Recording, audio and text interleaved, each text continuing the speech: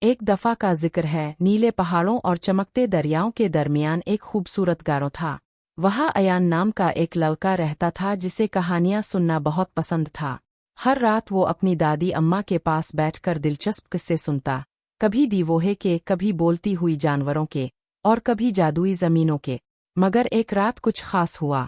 دادی اماں نے ایان کو ایک چھوٹی سی پرانی کتاب دی جس پر سنہری تالا لگا ہوا تھا۔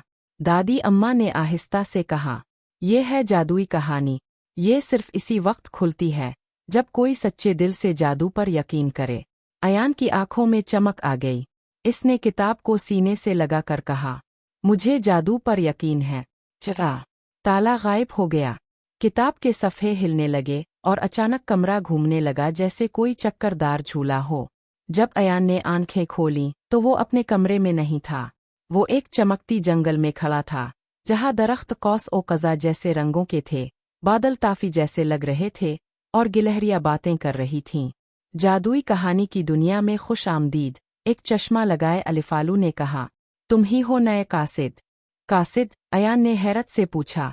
کہانی کا قاری، الفالو بولا۔ صرف ایک سچے دل والا بچہ ہی جادوئی کہانی کو مکمل کر سکتا ہے۔ آخری صفحہ گم ہو چکا ہے اور صرف تم ہی اسے واپس لا سکتے ہو۔ ایان پر جوش ہو گیا۔ میں کیا کروں؟ الفالو نے اسے ایک چمکتا ہوا پنکھ دیا اور سامنے تیرتے ہوئے لفظوں کے راستے کی طرف اشارہ کیا۔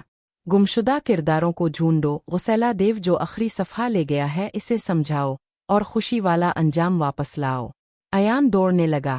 پہلے اس نے پرنسز لولو سے ملاقات کی جس نے اپنا قہقہا کھو دیا تھا۔ ایان نے اسے گدگدی کی ایک مزاحیہ لطیفہ سنایا اور آخرکار وہ زور زور سے ہنسنے لگی۔ اس کی ہنسی آسمان کی طرف الفاظ اور سنہری الفاظ بن کر صفحے پر الفابیر آئی، اور شہزادی دوبارہ ہنسنے لگی۔ پھر ایان نے ایک ننھے سے ڈریگن کو چائے کے کپ سے نکالا۔ شکریہ، ڈریگن بولا۔ یہ لو تمہارے لیے ایک تحفہ۔ وہ ایک جادوئی موتی دے گیا جو اندھیرے میں چمکتا تھا۔ آخرکار ایان پہنچا غسیلے دیو کے غار تک۔ وہاں اندھیرا اور ڈانسز تھی۔ میں تمہیں آخری صفحہ نہیں دوں گا، دیو دھالا۔ کہ نہیں؟ ایان نے نرمی سے پوچھا۔ کیونکہ کوئی میری کہانی کا حصہ نہیں پڑتا، دیو نے روتے ہوئے کہا۔ ایان نے مسکرا کر کہا، تو ایو میں تمہارا صفحہ پڑھتا ہوں۔ وہ دیو کے ساتھ بیٹھ گیا اور اس کی کہانی کا آخری صفحہ زور زور سے پڑھا۔ لکھا تھا، دیو صرف ایک دوست چاہتا تھا۔ دیو کی آنکھوں سے خوشی کے آنسو بہنے لگے اور اس نے ایان کو آخری صفحہ دے دیا۔ اچانک آسمان روشن ہو گیا، الفاظ کے رنگین آتش بازی چھوٹنے لگے اور سب ہنسی خوشی رہنے لگے۔ کہانی مکمل ہو چکی تھی۔ ایک دھماکے کے ساتھ ایان واپس اپنے کمرے میں آ گیا۔